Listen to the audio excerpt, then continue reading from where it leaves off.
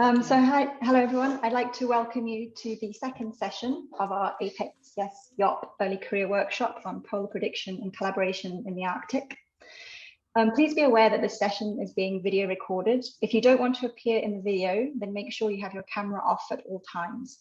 We're going to be making the video available through APECS so that early career researchers who weren't able to attend the Arctic Science Summit Week can benefit from the presentations and discussions. I'll ask you to all please mute your microphones at all times unless invited to unmute to ask a question. It would be great if you could also turn your camera on when you're speaking to help us get to know each other. Please use the chat to put in any questions for the speakers. It'd also be great to know who we're speaking with, so please make sure you've got your name shown on Zoom. So this is our second session, the 4 essential C's: coordination, communication, community, and collaboration. And in this session, we're going to present some of the ways that Arctic researchers and research communities communicate to the public, coordinate within their research communities, and we'll touch upon some of the challenges that they face. We're also going to have some discussion on science and diplomacy in the Arctic and some insights around Indigenous collaboration. We're going to start off though with 3 very brief introductions to what is APECS, what is YESS, and what is YOPP. And so I'd like to invite Megan to introduce APECS to us. Thank you, Claire. I'm just going to get my screen shared and then we'll be off. Hi, I'm Megan Helmberger. I am a current executive committee member for the Association of Polar Early Career Scientists. And so I'm going to give you a little bit of background about what APECS does and how that helps the polar and alpine community. So we're an international organization that focuses on building opportunities and community with early career researchers who work in the polar and alpine regions. And currently we have around 3,800 members from 76 countries, and members can extend anywhere from undergrads to postdocs, people who are early on in their faculty or research careers, as well as educators and anybody else who's just generally interested in these polar and alpine regions. So once you have the membership, you also have leadership within APECS, and that starts with our council, which is over 100 members from 34 different countries. And each term, which runs October through September, different people will apply or people will reapply. And they work on project groups, which are groups that aim to organize all of the following opportunities that I will talk to you about. Then we also have more of a guiding system above the council that's called the executive committee, which I'm part of. And that also changes every term as well. So we have Gwen, who's from Canada, and she's the president of APECS right now. Then we have Matteo from Germany, myself, Nilu from Norway, Denise from Turkey, and then we have 3 advisory members who have been involved with APECS for many years and have had held some role within the executive committee. And so we have Gilda, Juan, and Gabriela, and they are currently helping the executive committee navigate through this term. Then we also, very importantly, have the directorate office, which is currently hosted out of Avi.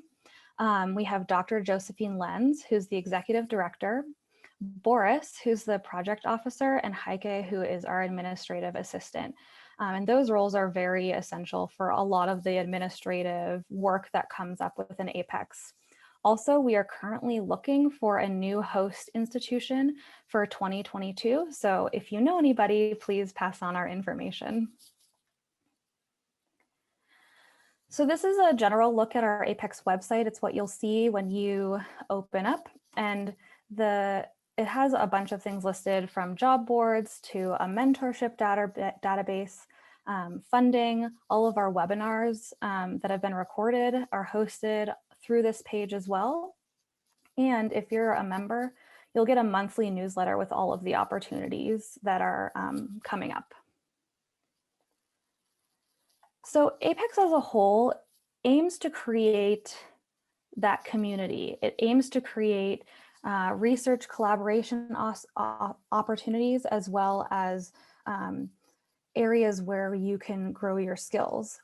So we partner with a lot of different people to create these different opportunities. So some of them are listed here, like the IASC Fellowship and various programs like through the SCAR Programming Committee. And we have all sorts of meetings. We aim to have in-person meetings, as COVID has been a thing that is obviously not something we've had in the last year. So a lot more of our stuff has been held online, but we've still had a lot of those training opportunities as well.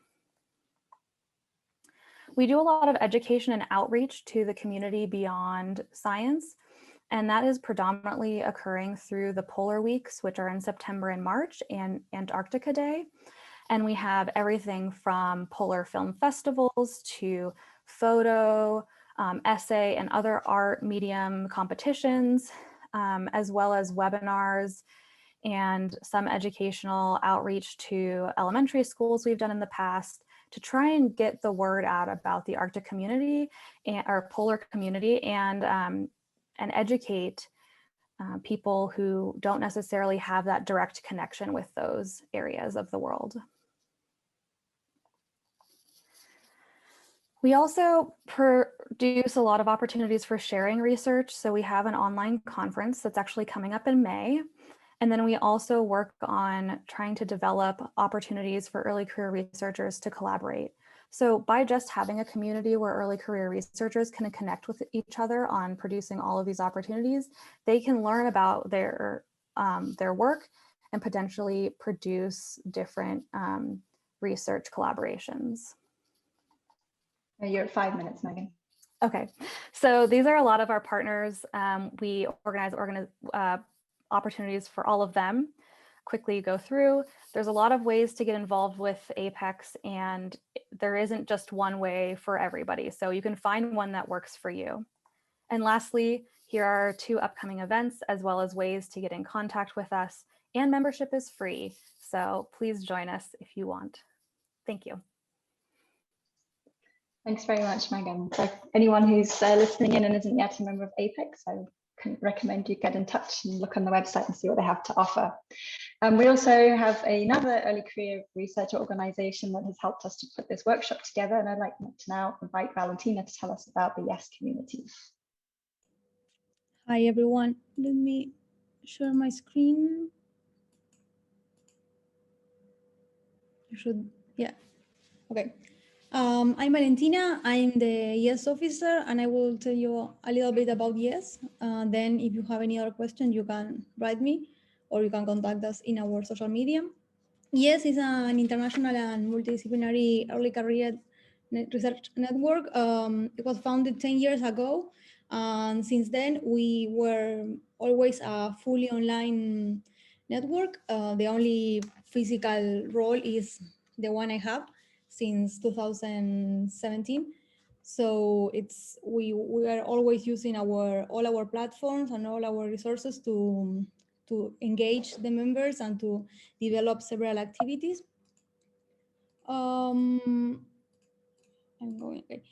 We try to organize the different activities. Well, this last year, all the activities were online, of course, but we also in the past organized some conferences, like side events in conference like the GWEDS meeting in Canmore, Canada in 2018, or also workshops during AGU, and also in EGU we have some sessions in the past.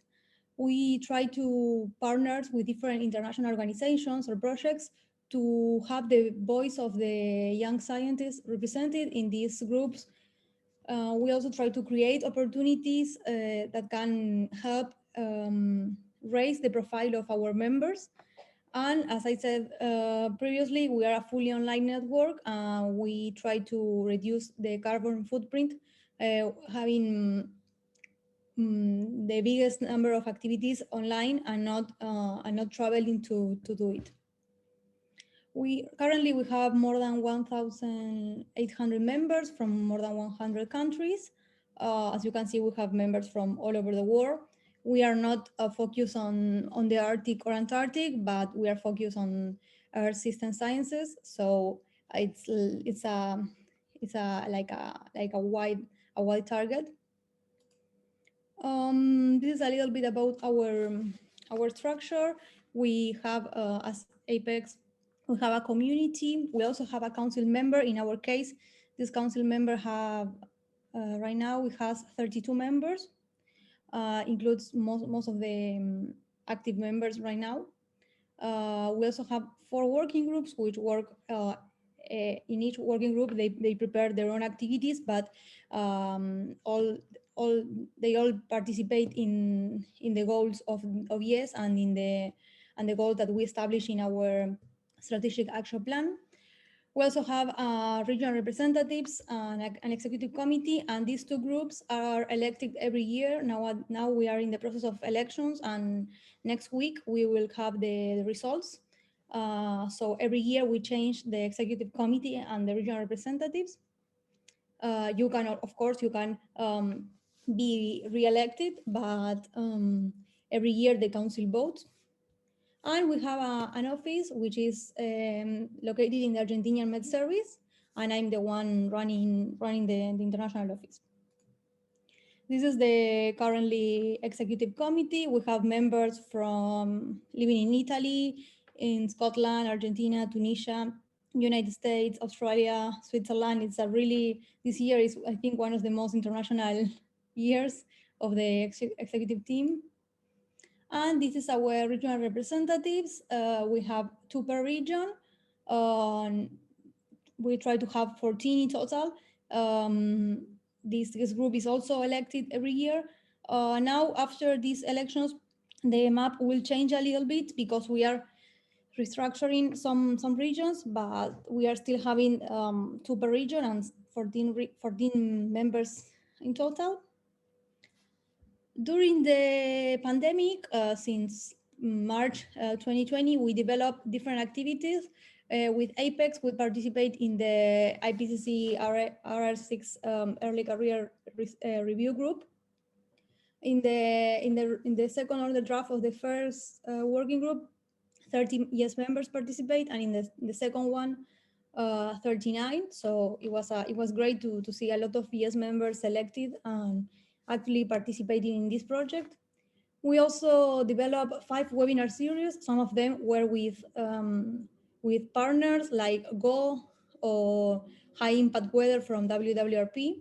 And in total, we host between June 2020 and January 2021, we host 17 webinars with different topics, from citizen science to chemical composition of the atmosphere to climate change. We try to cover different topics. You're at 5 minutes, Valentina. Okay. Well, we also have really international participations nowadays in different groups. Also, in the previous session, I talked about our report.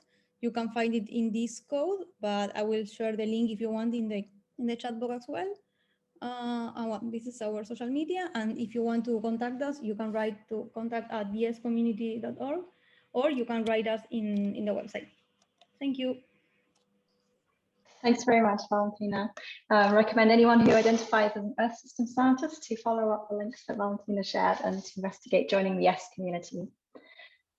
So I'm just now going to share my screen and give you a very brief introduction to YOPP. So I'll just give you a quick introduction to Year of Polar Prediction. So the Year of Polar Prediction actually was launched in 2011. So it's more like a decade of polar prediction. And we're now in the consolidation phase, the final stages of the project. And its main goal was to improve environmental polar prediction capabilities for polar regions, but also for other parts around the world.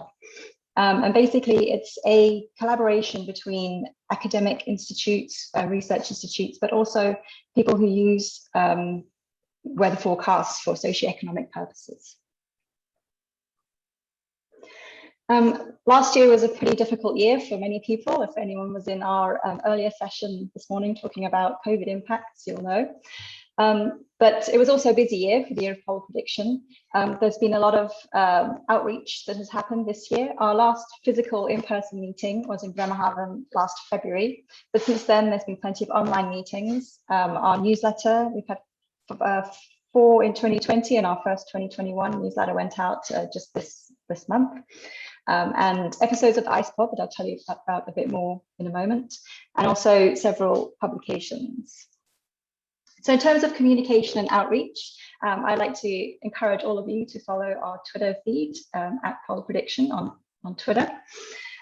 We also have, as I said, the newsletter, which you can find on the website, www.polarprediction.net, or you can join our mailing list and get the newsletter sent to you. And so if you just contact office@polarprediction.net, then you can request to join the mailing list. We also have a blog series called Polar Prediction Matters that's hosted at the Helmholtz Science blogs. And there you can find a series of interesting articles about some of the research projects and some of the users of the weather forecasts that are being produced. So as I said, Polar Predict News is the official newsletter for Year of Polar Prediction. And this is a really great way to keep updated with events that are happening within Year of Polar Prediction.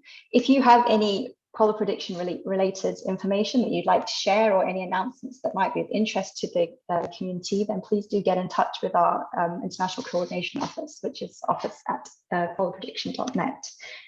They'd be delighted to have any contributions to the newsletter. Another interesting way that you can find out about things that are happening within YOPP is through our official podcast, the Ice Pod. You can access that on Spotify, Apple Podcasts, pretty much any of the main podcast apps that there are around. This was originally set up to strengthen links between MOSAiC and Year of Polar Prediction, and we're going to hear a couple of talks in a minute about the MOSAiC project. So perhaps after you've heard those, you might be inspired to come and listen to some of the really fun interviews that there's been with some of the scientists that have been involved, who've been on board the Polar Stern.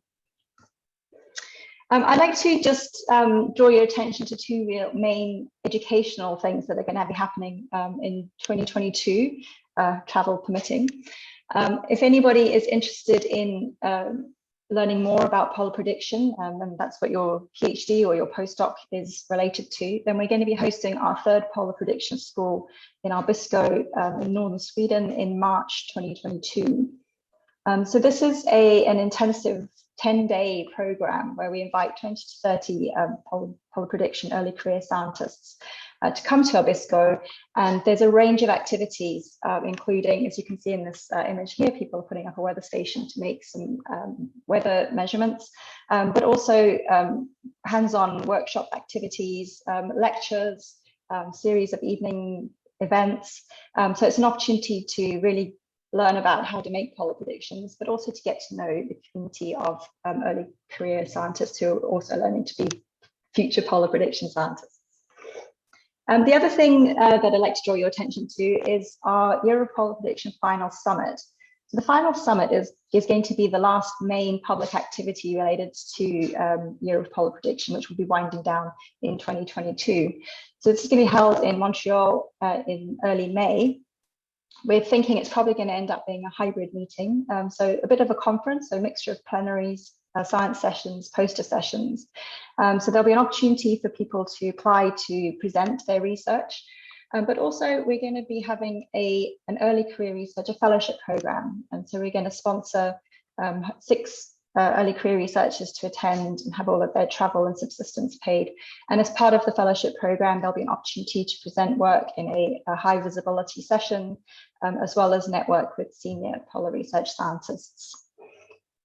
So just to remind you always that you can engage with Year of Polar Prediction. So look up for announcements on the upcoming Polar Prediction School and the Final Summit opportunities. We will be advertising those through our media, but also through APECS. We'll try and make sure that everybody who's interested can find out that these are happening.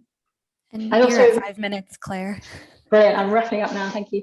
Also really like to encourage you to come to session 3 tomorrow at 12 GMT to find out more about some of the projects that are running with Year of Polar Prediction.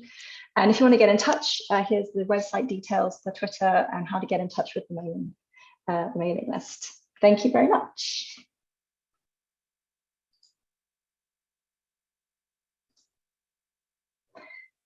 So with that, no time for questions because we will run over. If anyone does have any questions about APECS, YESS or YOPP, then please do put them in the chat. We'll try and address them either in the chat or towards the end. With that, I'd like to move on to our main part of the session, where we have some invited speakers to talk to us about collaboration and communication in Arctic science. And our first speaker is Zack Labe, who is probably, maybe many of you already know him, famous on Twitter for communicating Arctic science. Over to you, Zack. Hi, Claire. Thanks for the introduction. And hello, everyone. If you don't know me, I'm a postdoc at Colorado State University. My research interests are more large-scale climate variability. But today I'm going to be talking to you about communication. And I'll preface by saying I'm not an expert in communication or visualization, but it's kind of been an unexpected journey I've been on and found to be a very rewarding and powerful way to communicate to the public by using, I'll call these data-driven stories. So imagine you have a set of numbers and you're giving in just a generic Arctic climate talk. So you want to talk about polar amplification, Arctic amplification. So many of us would probably show something like a line graph showing how dramatic the warming has been in the Arctic. Maybe you'll add a line to show relative to the rest of the globe. But what if I show you this in a different manner? And I present to you 42 maps, and there's intentionally no labels because I want the audience to really look at the colors and focus on this, going from blue to red. And then I add some labels, and then you can see that these are correlating to years for each map, going from 1979 to 2020.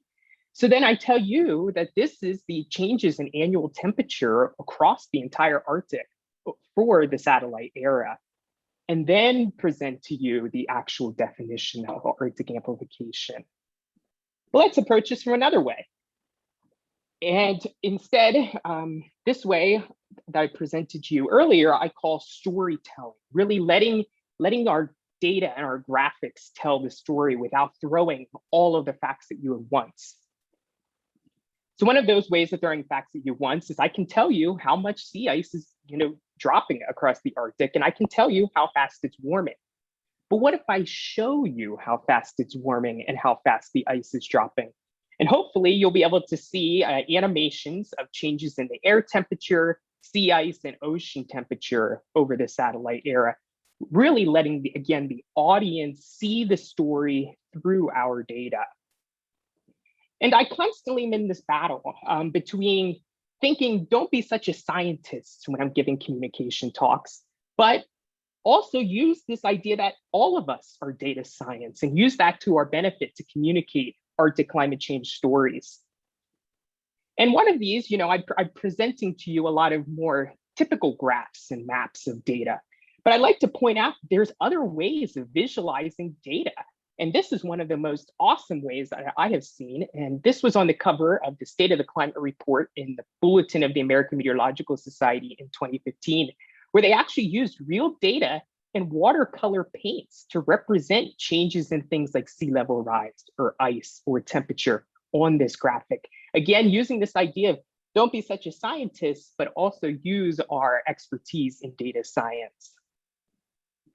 And the Arctic is changing in real time.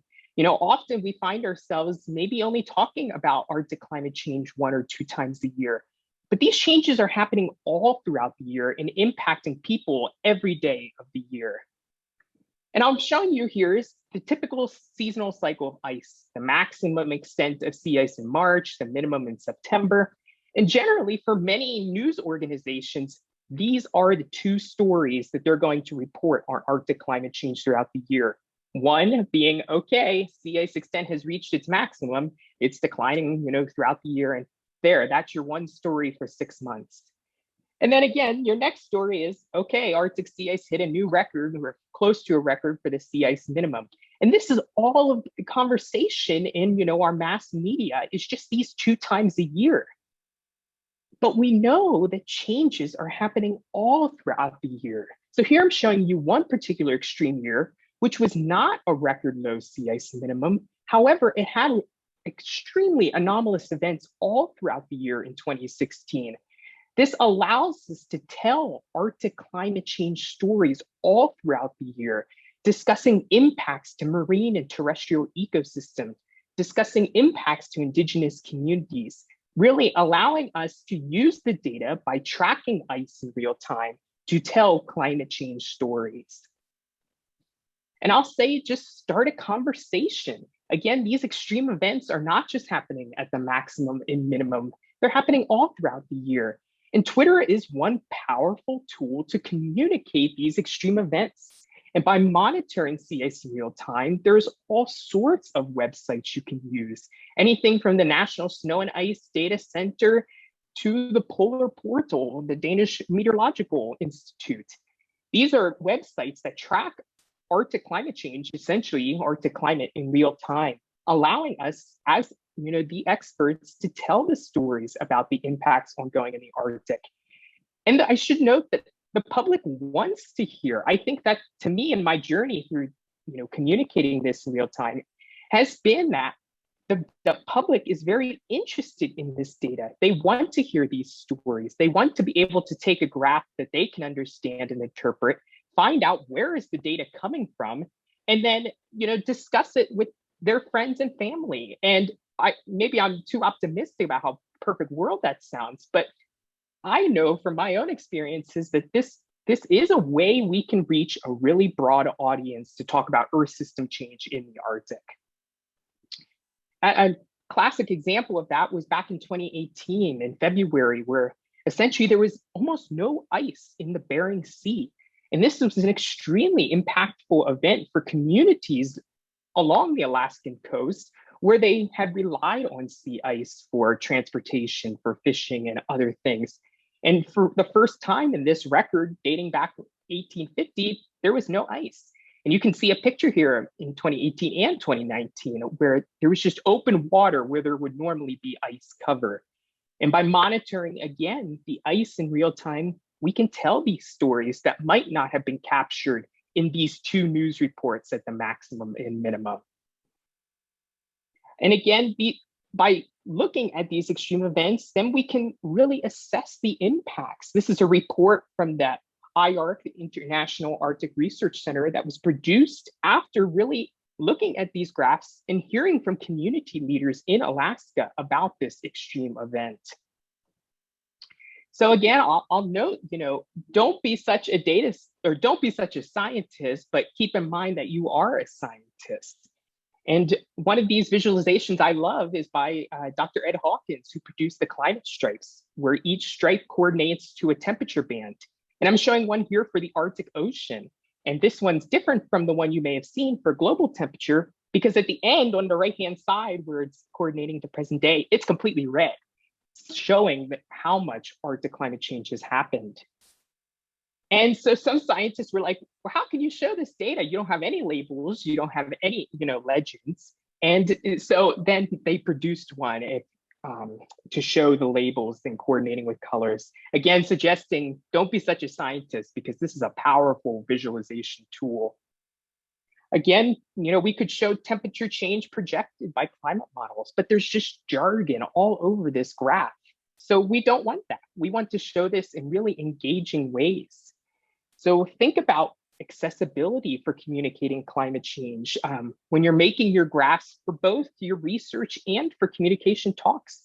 Think about things like jargon, and does your graph tell a story?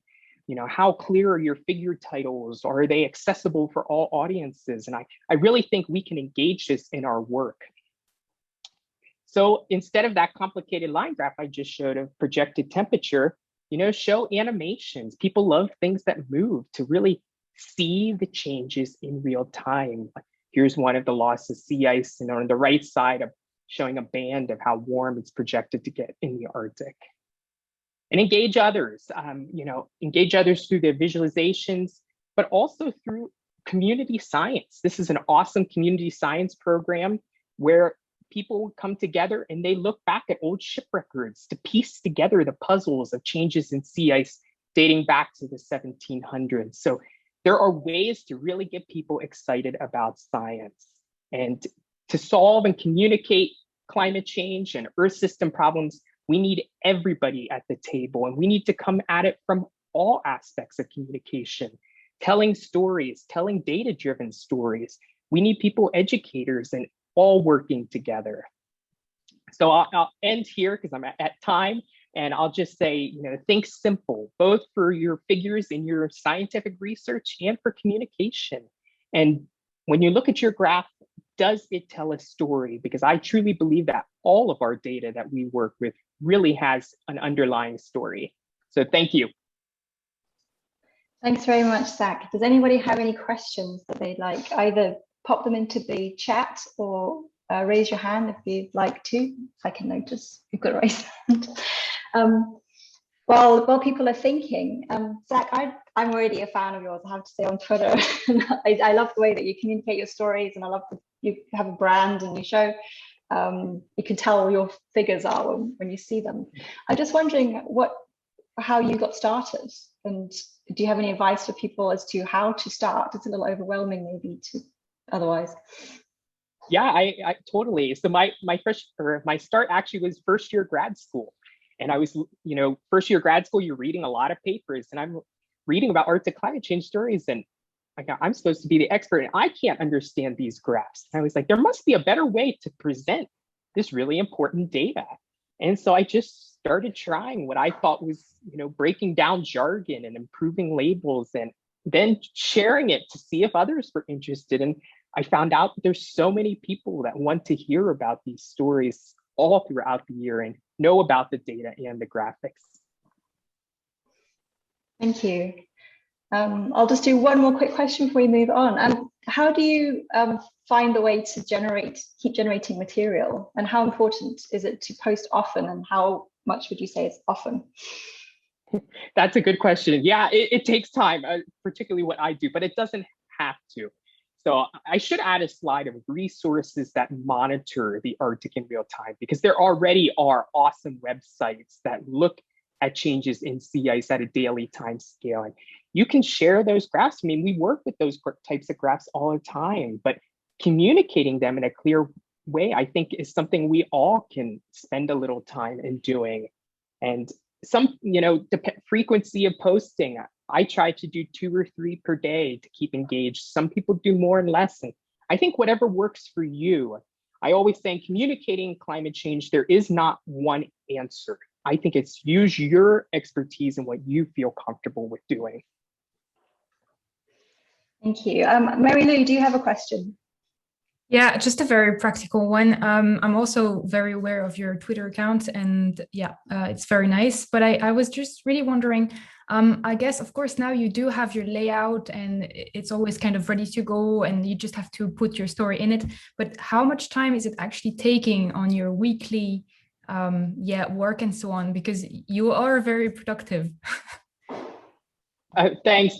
I won't lie. It does take a lot of time, but I truly think it has made me a better scientist, this investment in time, not only for my personal career opportunities, but also how do I think about new problems in Arctic climate? And by tracking these changes in real time, we know that the peer review publication process takes years, and changes in the Arctic are happening daily.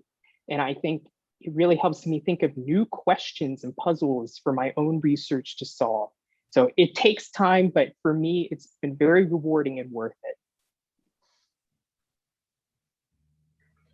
Thanks very much, Zack. So if people have any more questions, do feel free to pop them in the chat, but also we will hopefully have some time at the end for any additional questions. Right now, we're going to move on through our schedule, and our next speaker actually is one of a pair of people who are going to speak about the MOSAiC project. I'd like to invite Anja to start sharing her screen now. So Anja is from the MOSAiC project, and she's going to tell us a little bit about what the MOSAiC project is and some of the challenges that they may have faced with coordinating such a big international project. Over to you, Anja. Yeah, thank you very much for the invitation to speak here in this session about the MOSAiC's coordination and communication strategy. I think most of you are quite familiar with the MOSAiC project, and due to the limited time for the presentation, I only will show some numbers and facts about MOSAiC for the beginning. The expedition took place from September 2019 to October 2020, and in total, research vessel Polarstern was 389 days in the underway. 7 icebreakers and research vessels were involved. We had 442 experts on board. The Polarstern drifted 3,400 kilometers on a zigzagging course, and during her drift, Polarstern reached 88 degrees north and was only 156 kilometers away from the North Pole. Minus 42 degrees was the lowest temperature that was measured during the expedition. In this picture, the drift route from Polarstern is shown, and you can see that the route follows a general direction, but underlays a zigzagging course. The same way one can look at the MOSAiC coordination. The 4 C's, collaboration, coordination, community, and communication, were not all straightforward, but needed a little bit of adjustments and therefore temporarily followed a zigzagging course as well. During this short presentation, I will briefly introduce the 4 C's in terms of MOSAiC. The scientific idea of MOSAiC was developed at the Alfred Wegener Institute in Potsdam, together with the Arctic and Antarctic Research Institute in Russia, and it all took place in 2007 already. And the idea was then introduced to the International Arctic Science Committee. And that led to the connection with the University of Boulder in the United States. In addition, further year-long collaboration between the Alfred Wegener Institute and China and Japan was of a benefit for MOSAiC. Ongoing connections with IAS helped to bring in more and more partner and institutions. And finally, we could develop the MOSAiC Science Plan and the MOSAiC Logistical Implementation Plan. With the increasing number of partner countries and institutions, the coordination became very important. The coordination strategy for MOSAiC was defined by the scientific disciplines that are atmosphere, sea ice, ocean, biogeochemistry, and ecosystem. For each of these 5 disciplines, 1 German and 1 international coordinator was nominated, and those organized the scientific work among the MOSAiC partners within each discipline. And finally, they distributed the berths on board of Polarstern for the scientists. Together with the cross-cutting disciplines like modeling, remote sensing, and aircraft, the MOSAiC Project Board is an important part on the MOSAiC governance structure. Over the years of planning, the MOSAiC community grew intensively. MOSAiC started with a scientific planning team from AVI in Germany, from the ARI in Russia, and from University of Boulder in the United States. And finally, the community reached a number of 20 countries with more than 80 institutions, with more than 600 people involved, while 250 scientists were on board of Polarstern, and the rest was working and contributing from remote and from land. The public, to build public awareness about climate change in general and in the Arctic, the Unparalleled mission was a good communicator. A complex media strategy was developed that set new standards in terms of scientific communication. To achieve this, international photographers and a film team joined the expedition to illustrate and communicate about the mission, the scientific work, and the life on board in the Central Arctic. Different channels like the MOSAiC web app, podcast, TV documentaries, and books were used to reach the broad audience in Germany and the rest of the world. Now, after the expedition, we need to make the findings and the results available to everybody, and therefore the communication strategy is still ongoing. To sum up, the 4 C's for MOSAiC went well and were all successful.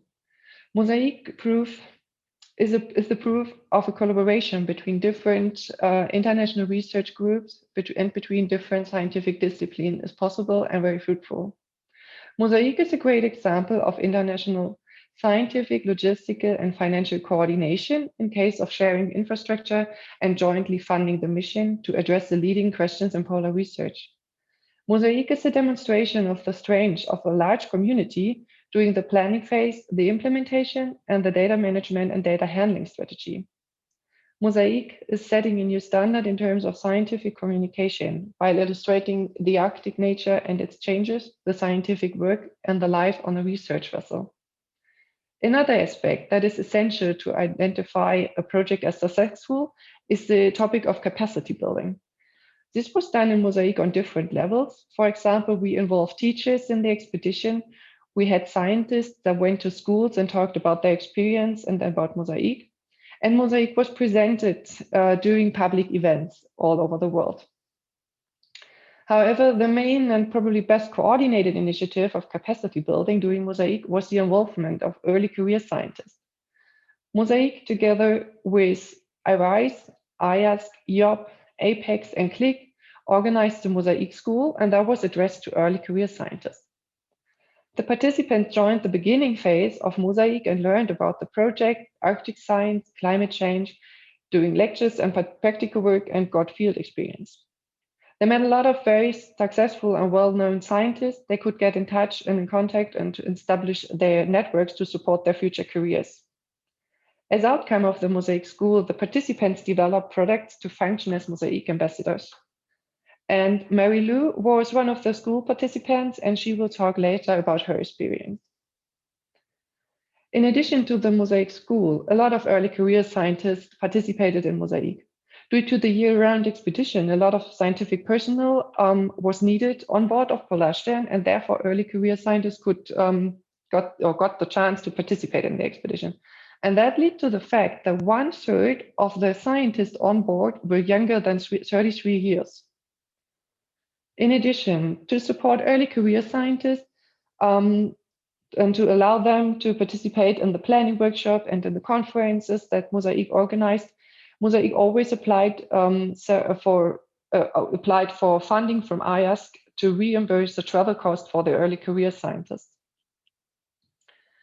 Therefore, MOSAiC definitely was and still is a career starter for young scientists. Thank you very much for your attention, and I'm happy to answer questions. Thanks very much, Anja. Does anyone have any questions? If you do, please pop them in the chat or make some indication. I can ask you a question in person.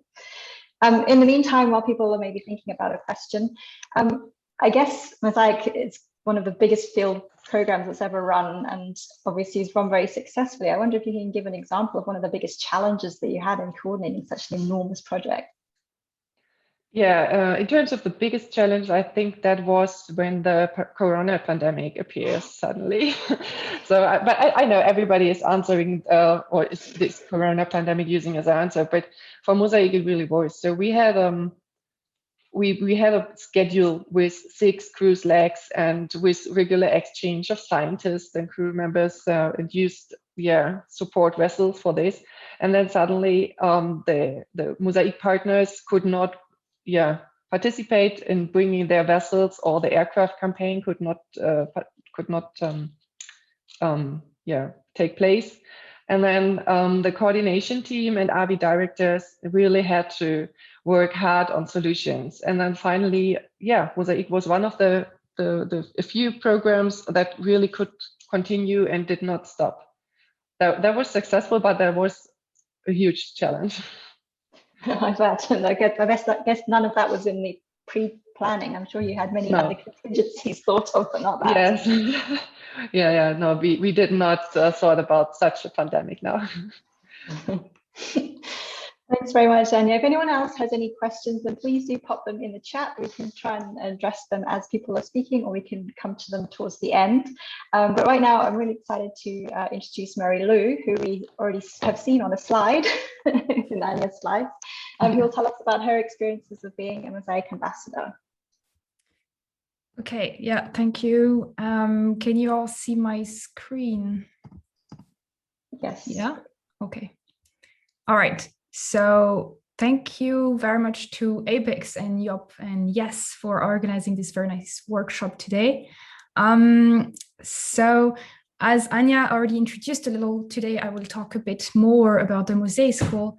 I might repeat some things, but I will try to be very short on that. And in particular, I would like to talk about the coordinated science communication effort that we tried to come up with as MOSAiC School participants.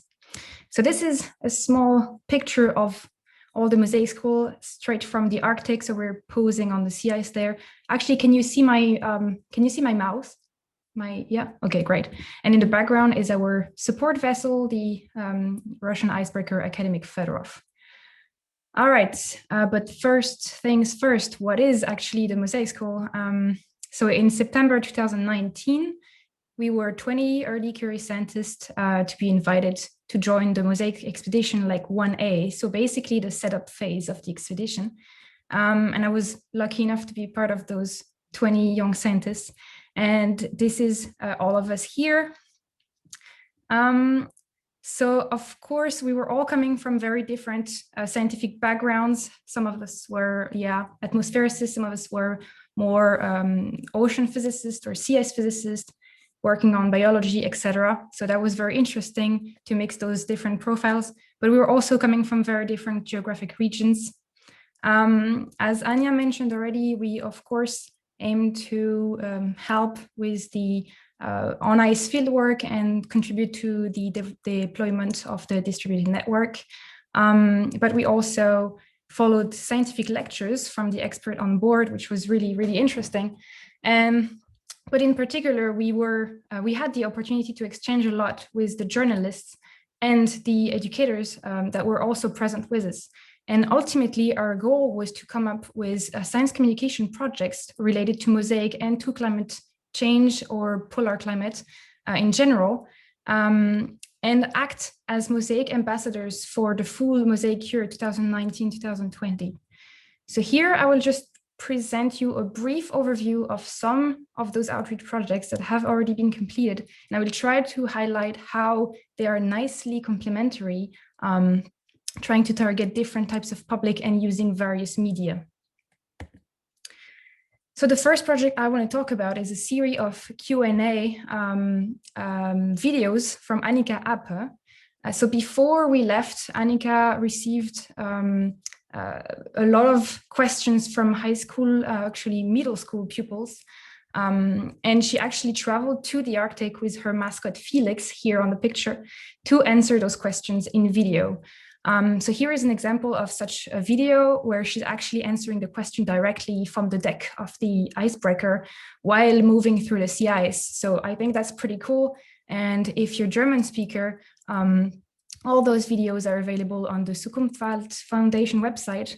So yeah, please go and have an ear. So somewhat staying in the classroom, Carrie Harris has also shared her tales of polar adventures to hundreds of pupils, but this time in America, by participating in many presentations, either in person in pre-corona times, but now of course mostly online. And during those presentations, she's of course sharing her MOSAiC expedition experience, but also teaching a bit more about polar marine ecosystems. And for example, she participated to the National Ocean Science Ball as a guest expert. So here is the record of the interview that she gave to this occasion. So the Science Ball was basically a quiz competition on marine and ocean science for high school students. And I think the idea of those science balls are really great. And she's provided a great baseline and a lot of information for those students. And if you're interested, know that Carrie is still giving talks. So please feel free to reach to her and organize a collaboration. I will let you know at the end of this talk how to reach every one of us, don't worry. But in any case, what I found really great about her talks is that she's leaving a lot of room for questions, and this is really a great way to engage and make students be involved. And speaking about involving students, Francesca Doglioni came up with a very nice set of ocean science experiment sheets. So those are a series of 5 worksheets of experiments that aim to teach you about the key processes of ocean and the evolution of the ocean in the context of climate change, of course. such as thermohaline circulation or sea ice melt or ice melt in general, thermal expansion, etc. And the great thing about those experiment sheets is it is actually very easy to replicate at home and in the classrooms, because most of the material you need for those experiments can be found in your local supermarket. So if your schools are closed, if you want to get your kids busy, it's also a great way to distract them in a really smart way. So I highly recommend. And for teachers, that's also a really, really good baseline for demonstrations, group projects, and why not organize your little science ball if you want. So all those experiment sheets are available in 4 languages now: English, German, Italian, and French. And for now, they're only available through the APECS MOSAiC School website, but soon they will have their own DOI on the Zenodo website. So, okay, now we're going to step out of the classroom for a moment, and we can lend an ear for the next project, because indeed, Sam Cornish is bringing MOSAiC to your headphones with his MOSAiC Mixdown podcast. So this is basically a series of mini podcasts that were made from sound pieces that he recorded in the Arctic during the MOSAiC expedition. All the episodes are available on Spotify, as you can see here, and each episode is answering one question related to MOSAiC, and the answer is given with the several voices of the different scientists and experts that were present with us on the academic federaff. So this is really beautifully made. This is also very short. So that could be really the podcast that you want to share to your families and friends if you want to let them know about MOSAiC or polar expeditions in general, because most of those questions are quite applicable to polar expeditions in general.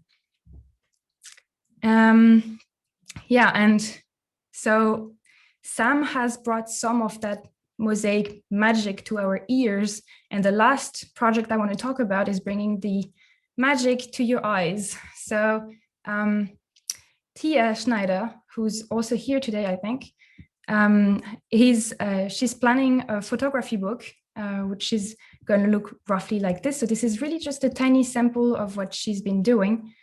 And the book has not been released yet, but the release date should be coming up soon. And this will really be a visual story of that setup phase of the MOSAiC expedition from the point of view of those who were on board the academic federaff. And really interestingly, she's not only sharing the scientific work that we've been doing, but also what it is like to live 24/7 on a Russian icebreaker in the middle of the Arctic Ocean, which I think is also very interesting for the public. If you want a quick overview of her photos, you can check her Instagram at The Answer Is Norse. But really, mostly, please don't miss her talk, because she will be presenting this work during the Arctic Science Summit Week next week on Thursday during the session 8T, if I'm not mistaken. So to wrap things up, this is really just a sample of the projects that we've been coming up with. But as you can see, there's really a lot of different formats, a lot of different audiences that have been targeted. So if you want to learn more about those projects or the ones that have not been presented here, please feel free to check the APECS MOSAiC School webpage. You have the link here, but you can also follow the MOSAiC Embassy Twitter channel for future updates, because of course, by now, in theory, all projects should have been completed, but COVID happened and a lot of things were delayed. But the good part is that there's still more to come. So yeah. And finally, if you want to have a collaboration, please reach out to your local ambassadors. There's probably someone near where you are that is a MOSAiC School ambassador speaking your language. So please feel free to reach out to us. Thank you. Thanks very much, Marylou. Does anyone have any questions? Again, please, if you do, add them into the chat, or feel free to raise your hand somehow.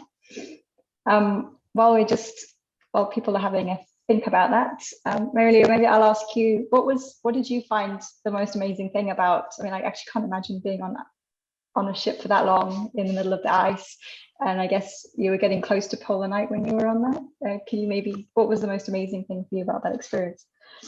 I mean, there's actually many amazing things about this experience, but I think the most obvious is that it actually felt like not that long in the end, because you get used to this life very quickly and you get used to the people very quickly, and you better because there's pretty much no intimacy on the boat like that for 6 weeks. So no, it was really great. And I think for many of us, it was the first time seeing sea ice. And when you're actually working on sea ice, it's very nice to see your actual topic in real life. And then you can, yeah, it's a big booster for continuing research, I think. Yeah, I'm sure it was an amazing experience. So if anybody thinks of any questions they'd like to ask, then please do add them into the chat. We'd love to pick them up as we go. And we're now going to move on with our schedule. And I'd now ask Susanna to share her screen. We now have Susanna and Katia are both going to speak to us. They're from the APECS Science and Diplomacy group. And this talk is going to be about diplomacy in the Arctic and collaboration with Indigenous communities. Over to you, Katia. Thank you, Claire. So I'll share. Let's see. All right. So I'll start off by saying my name is Susanna Hancock, as Claire said, and I'm one of the National Committee Coordinators on the current International Council for APECS.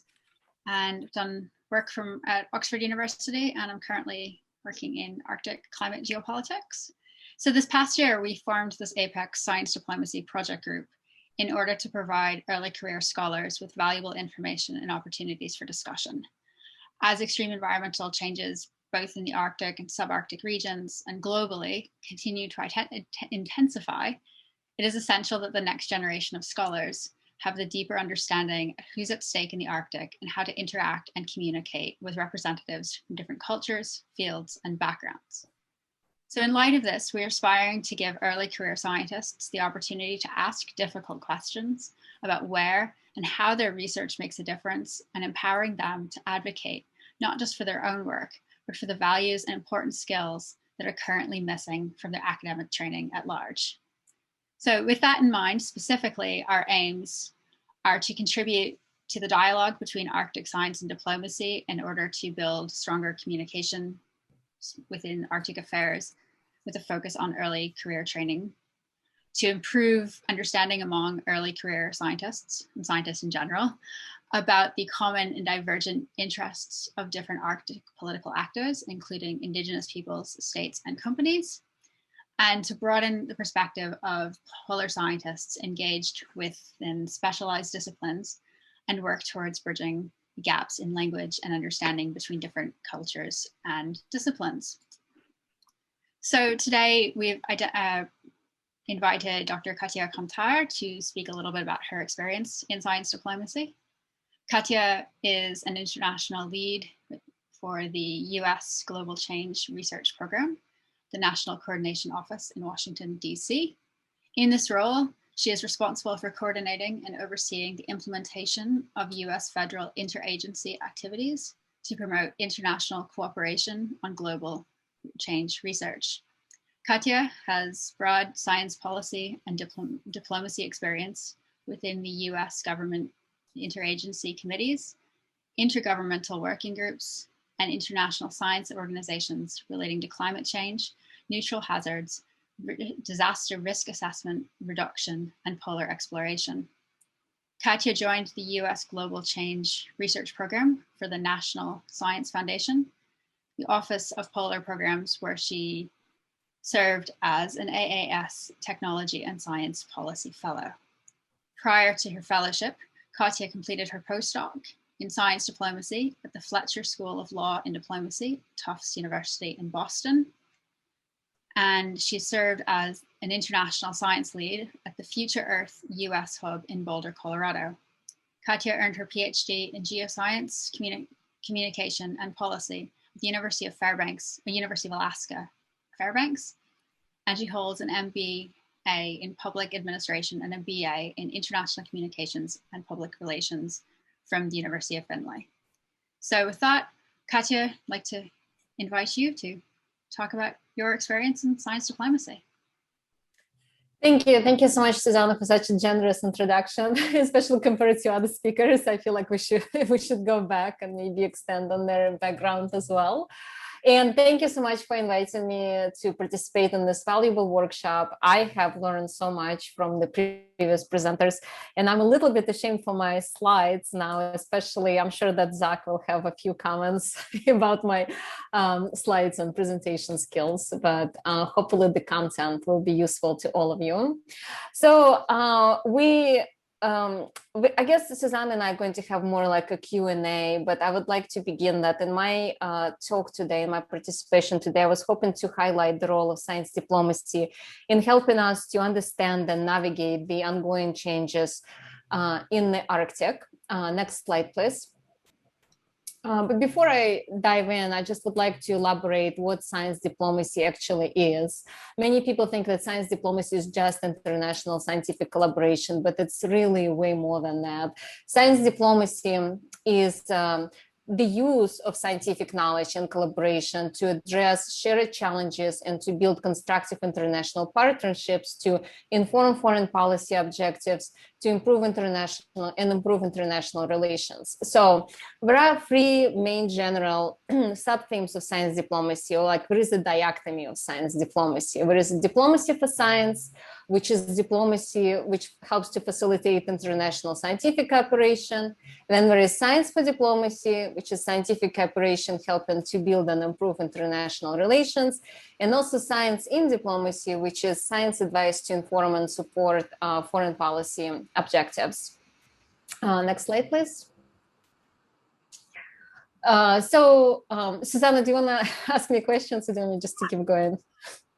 If you can talk a little bit, I mean, you've spoken a little bit about what science diplomacy is and science and diplomacy and science, but can you talk a little bit about, in your experience, why do we care?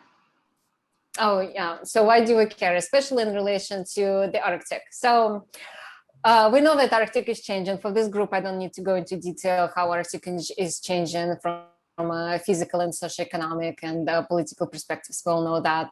And but the environmental change in the Arctic is really impacting its residents. One of the greatest examples is, the village of Shishmarov in Alaska, which is suffering from the sea ice loss, and there is a talk about possible relocation, but there are other hazards and disasters which are not so well known. For example, there is springtime flooding or ice jam flooding, which I studied during my PhD in Fairbanks. And on the picture on the right, I guess it would be the right for everyone. You can see the community of Galena in Alaska during the springtime flooding in May 2013. And it was an extremely devastating event for that community, but not only for them, because as many of you know, rural communities in Alaska, they experience challenges in getting supplies to them. There are no roads. Actually, can we go to the next slide? Sorry. Yes, so disaster response and recovery are very challenging in the far north in general, because the communities are extremely remote. They're difficult to get into. There is the presence of prolonged snow and ice. There is the lack of seasonal daylight, etc. And these challenges, they actually share it among many rural communities in the north. So for my research, next slide, I did a comparative analysis between two remote communities in the north. One was Galena, which I already introduced, and the other one was a community of Yudeytsi in Sakha Republic, which is the Russian Far East. And for that project was science diplomacy in the making. So for that project, I put together a team of experts in springtime flooding from two communities, and the expert varied from emergency managers to academic scientists to local community leaders and regional leaders, and also indigenous knowledge holders. We basically spent the whole year together traveling back and forth, trying to identify best strategies to reduce flood risk in rural communities in the north. Surprisingly, a big part of my project was funded through the State Department, the US State Department, in 2015, when relationship between Russia and US went from bad to worse, but they still funded it because the main reason was to keep some kind of relationship going between the two countries. Next slide. And here you can see our two teams, our bilateral and transdisciplinary team, first in Yedice in 2015, and then in Galena in March 2016. And underneath, you can see all the different funding support we had, ranging from universities to federal agencies such as NOAA, to the State Department. And that's a crucial part, to actually engage diverse stakeholders in science diplomacy efforts. Because if it's just collaboration and communication between scientists, it's usually will remain at that level. You can actually not go beyond that. So it's very important to include all the different stakeholders into the communication. And I guess I would like to finish with the next slide, please. With a quick overview of how my path in science diplomacy took place. At first, I started at ANDRIL, which is Antarctic Geological Drilling, and my role was to help foster collaboration between scientists in Antarctica. Then I did my PhD at University of Alaska in Fairbanks in geoscience communication policy, and then in that role, I worked not only in my research, but also building and fostering this communication and collaboration between different knowledge groups. Then I did a quick hiatus in Boulder, Colorado. That was a very quick experience. I worked for Future Earth, which is all about enhancing international scientific collaboration, which was a great kind of first-hand experience.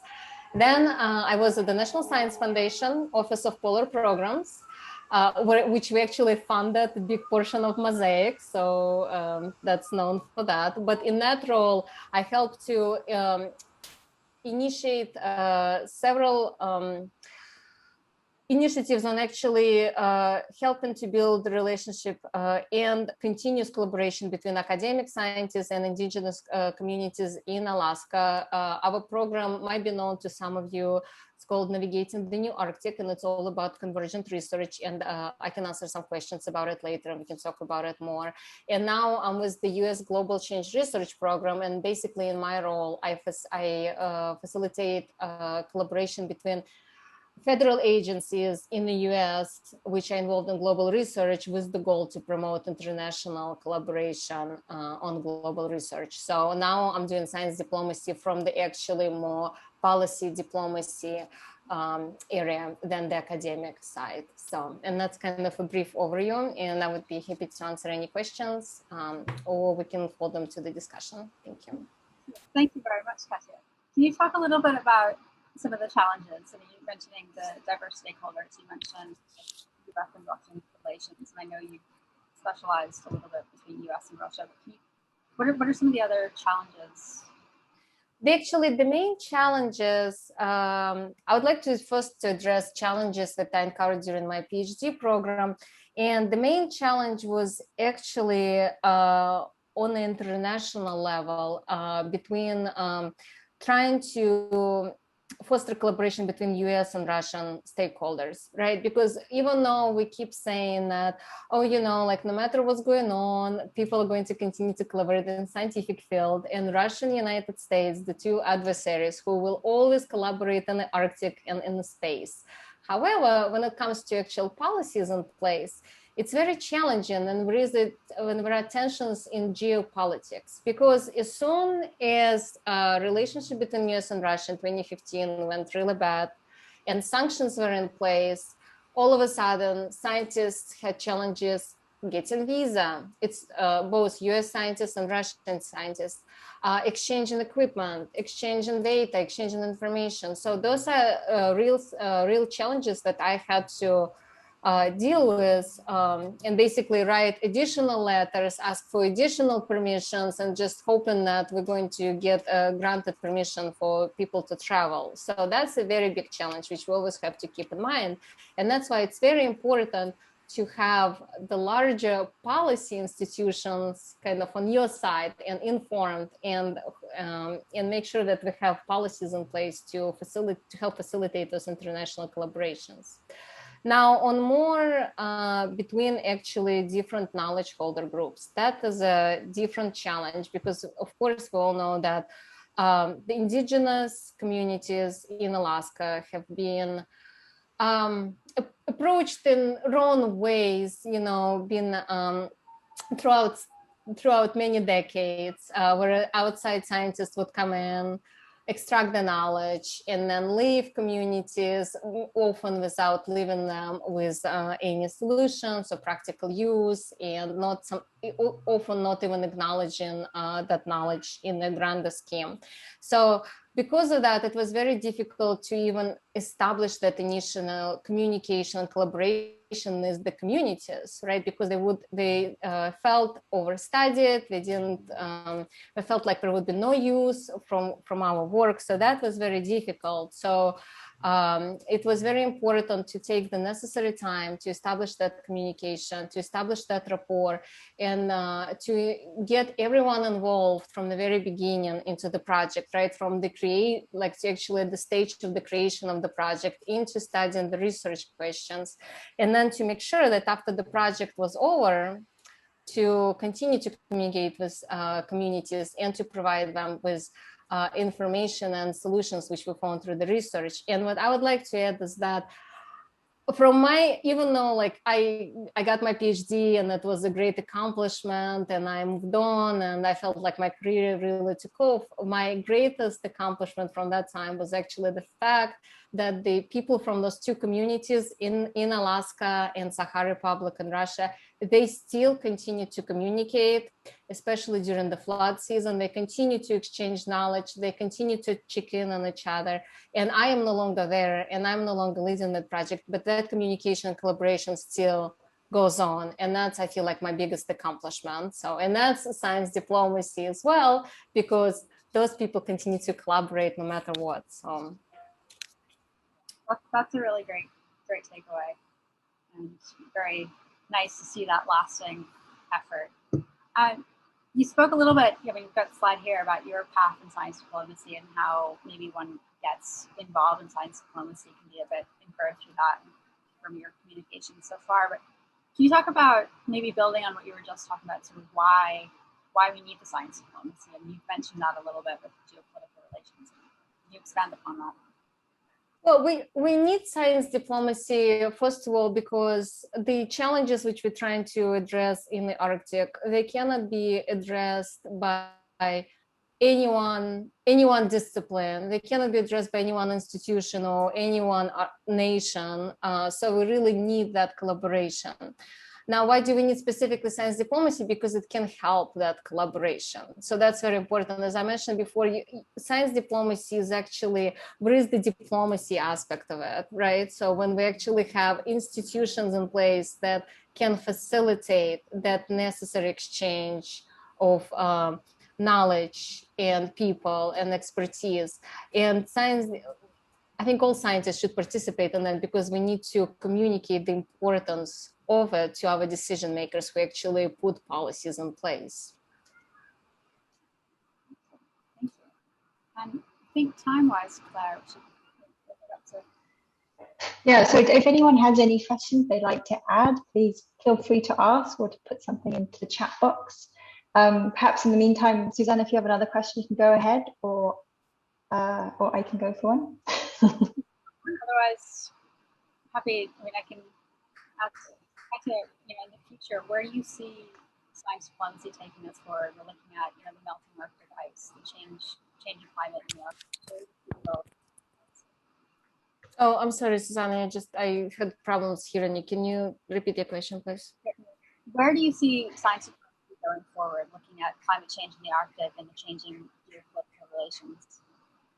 Oh, well, so MOSAiC was very encouraging, right? So that was an example of, despite the challenging geopolitics and also pandemic, things continue, collaboration still take place. So I see science diplomacy really thriving in the future. And I see that more and more people turn into it, just from even the literature which comes out, even academic literature which comes out now. Because before, science diplomacy was mostly discussed, again, it's like kind of one-on-one, like scientist to scientist, or it was more at kind of outside of academia topic, right? It was more considered like a soft power, soft type of diplomacy. So, but now I can actually see academic publications being released on the subject of science diplomacy. There are many programs which taking place, which actually try to design the format how to prepare a science diplomat. So I can actually see quite a big future for it.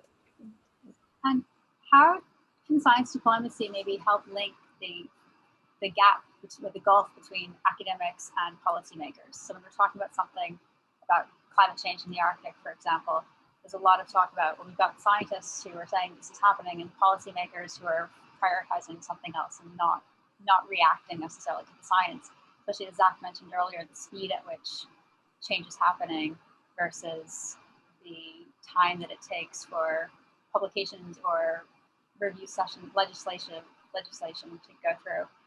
How can science diplomacy be an intermediate there?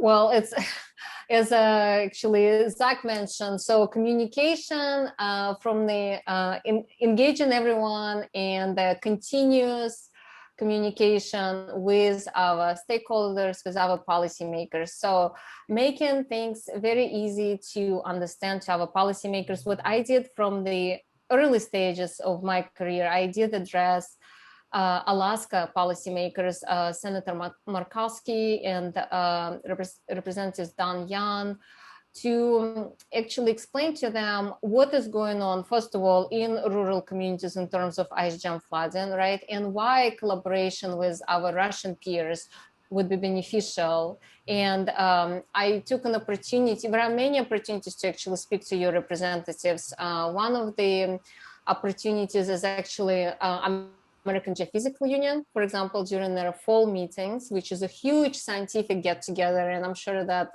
pretty much probably everyone on this call goes to AGU. They do actually organize congressional visits. So there are opportunities like that where you can go and talk to your representatives, but also being connected to your state or to your region, there are many ways to get engaged with your policymakers, and especially when on a local level too, like the mayors of town, the kind of lower level, but that's also very, very important to have that continuous communication and collaboration with them. So thank you.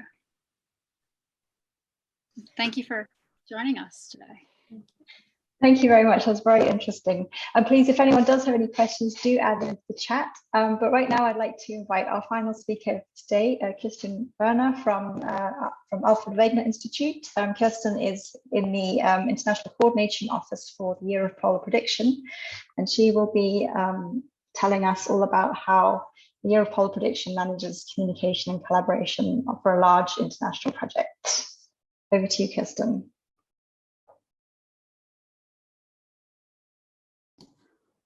Thank you very much. So you should see the screen now. Yes? Yes, that's great.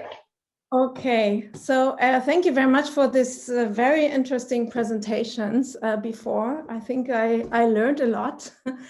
And also thank you, Claire, for presenting the Year of Polar Prediction already quite a bit. So this is good. So we can right now step in. And I wanted to show you how these 4 C's were actually essential to the 3 P's, the PPP, the Polar Prediction Project, and to build up the community.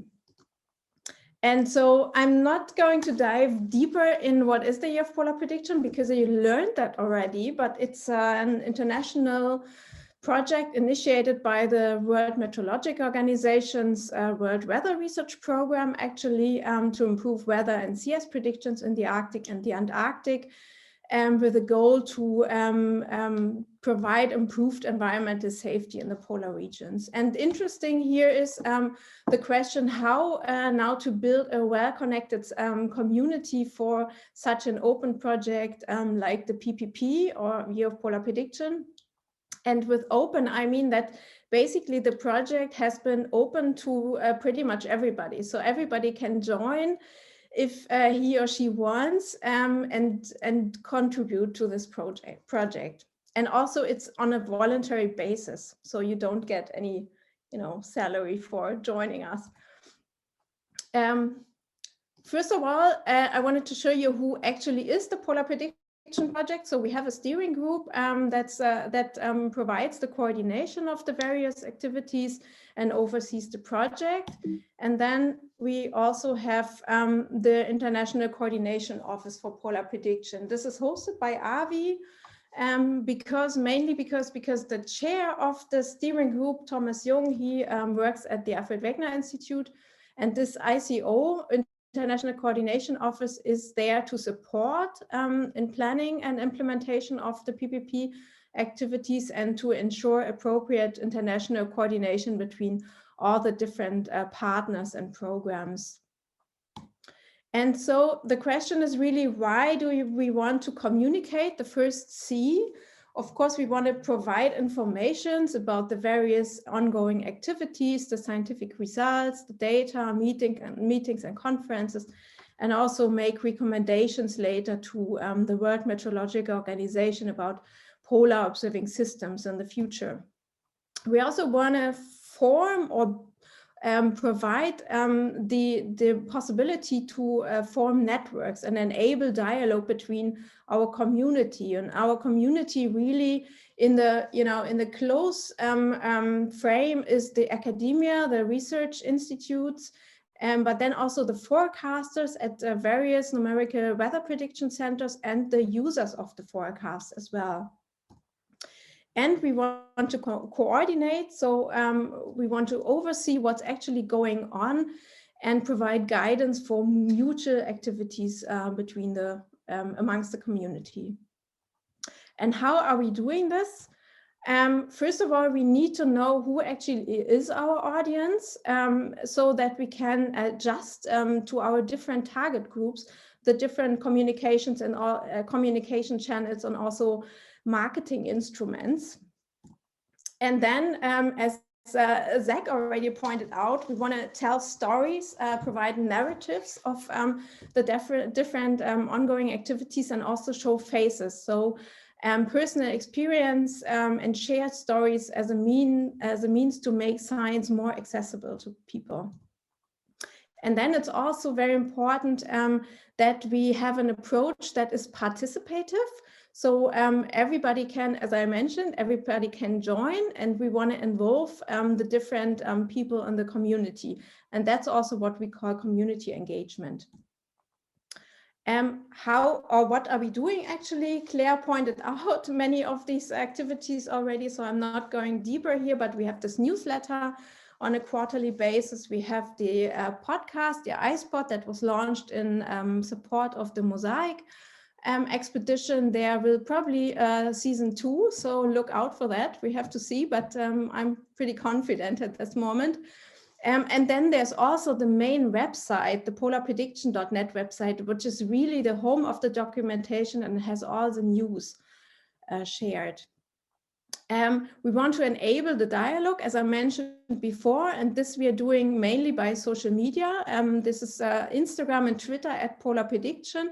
And this is often a try and error thing. So we try out things and then we see, does it work or not? And if not, we just stop with that. And this, there is a certain request for creativity, but also it's a question of capacity. And I was yesterday just told, yeah, maybe you open a TikTok account nowadays because you can do many nice things with it. And I would be happy to do so, but we have to see how we can do that. I would like to look into that. Then Claire also mentioned we have this Polar Prediction Matters website. This really is a dialogue platform to enable exchange between providers and users of forecast. And I think this is very useful within this project. And then we have several mailing lists. There's one general PPP mailing list, but then there's also mailing lists for different activities and task teams to really enable exchange and progress in the working activities. And speaking of the task teams, this is part of coordination and collaboration.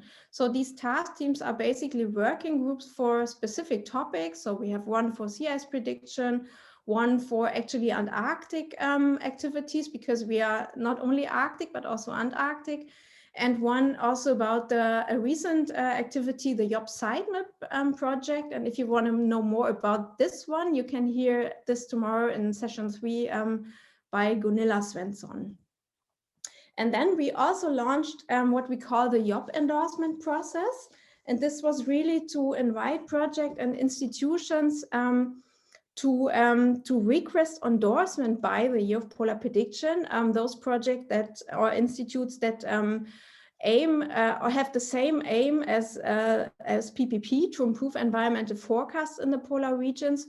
And this once helps them to really increase their visibility. But for us, it was really important to learn what's going on and oversee and coordinate the different activities.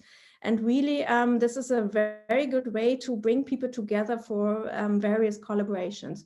I think right now we have about 90 YOPP endorsed projects, and I think this is this has been a very good process to really coordinate activities.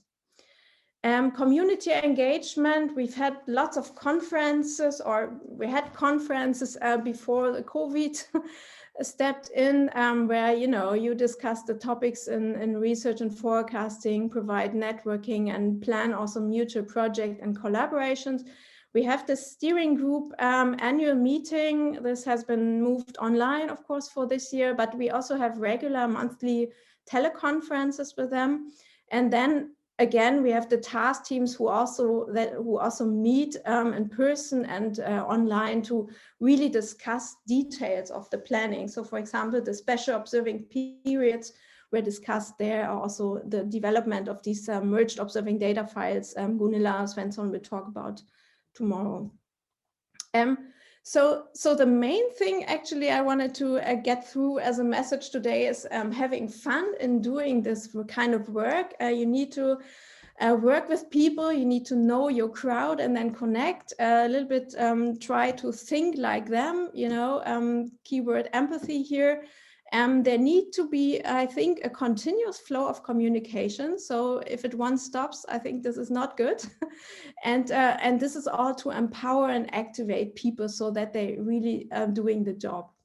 And also, I mean, there is lots of creativity in this kind of activities to generate momentum and excitement within the people. You can try many new things. And as I said, what doesn't work, just stop doing. And I think it's really good to get the bigger picture with this coordinating work. It allows you to connect people and link activities, and the overseeing activity actually provides very new perspective. And with that, I'm happy to take questions. Thanks very much, Kirstin. If anyone has any questions, please do stick them in the chat or raise your hand. In the meantime, I'll ask you, Kirstin, so you said that you've tried different things and some things you haven't continued. Which are the most successful ways that you found to engage people? I mean, is it through the social media? Is it through the newsletter? Is it through the ICE pod? Which ones have worked best for you? I would say, I mean, you can't say that, because that really depends what is the target group. If you have, I mean, Instagram is something really fun, I have to say, but we reach out to a different community than, for example, to Twitter. Twitter, there's really the scientific community. There are also some of the stakeholders we want to reach out. So this is more serious. And I think that worked well, even though we are with the followers, we are not as far as APECS. I haven't actually looked at the number of Zack's followers, but this is probably much more. We are, I think, 1,800 followers yet. And I think this is also hard to get more, because this is still a small community, the polar prediction community. So there is a question, if there isn't any, level you can't really cross I think the newsletter is a great way nowadays to send out news, and this is also something I really enjoy doing. But yeah, it always depends on the activity and the group you want to reach to. Thank you very much. We are reaching the end of our session now, and we have been asked to stick to the timing by the session organizers so that we don't ruin other people's Zoom calls going forward in the future. If anybody does have any questions they want to dash in the box before we finish, then please put them in now. But I will like to wrap up by just saying a really great big thank you very much to all of our speakers today, especially if you've had to get up at some horrible time of day. And I guess for everybody, it's also a Sunday, so thank you very much for joining our session. We're hoping to share our recording on the APECS Vimeo site. So once that's available, hopefully you can advertise that to all of your early career researchers that you work with. I'd also just like to say a really big thank you to Patricia and Ruta, who've been here helping us with the any technical issues that came up and helped us get going at the beginning of the session. So thank you very much to them. I hope to see all of you in our next session tomorrow at 12 GMT. Thanks very much. Speak to you all soon. Okay, thank you, Claire. Bye, everyone.